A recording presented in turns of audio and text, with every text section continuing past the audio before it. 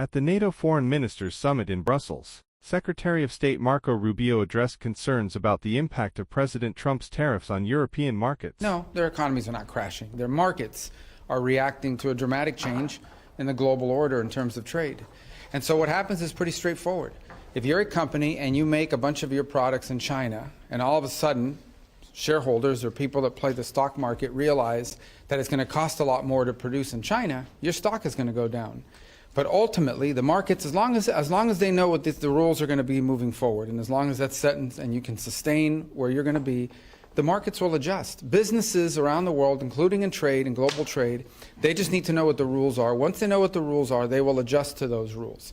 So I don't think it's fair to say economies are crashing. Markets are crashing because markets are based on the stock value of companies who today are embedded in modes of production that are bad for the United States. We have to be a country that thinks we're the largest consumer market in the world, and yet the only thing we export is services. And we need to stop that. We need to get back to a time where we're a country that can make things, and to do that we have to reset the global order of trade. We can't continue to be a country that doesn't make things. We have to be able to make things to provide jobs for Americans.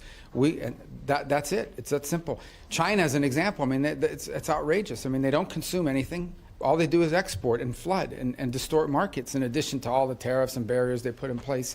So the president rightly has concluded that the current status of global trade is bad for America and good for a bunch of other people, and he's going to reset it, and he's absolutely right to do it.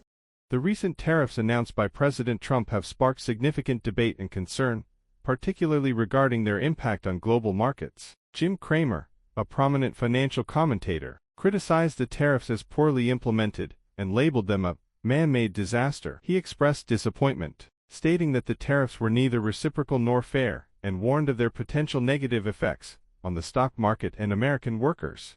At a NATO Foreign Ministers Summit in Brussels, U.S., Secretary of State Marco Rubio defended the tariffs, emphasizing their necessity in resetting global trade dynamics. Rubio acknowledged the market turbulence caused by the tariffs, but expressed confidence that businesses would adapt to the new trade rules. He argued that the current global trade system was unfavorable to the U.S., and supported the administration's efforts to reshape it. The tariffs include a 10% flat rate on all imports and targeted reciprocal duties, as high as 54%, which have led to significant market reactions. While Rubio remains optimistic about the long-term benefits, critics like Cramer highlight the immediate challenges and potential risks. The debate underscores the complexities of balancing national trade policies with global economic stability.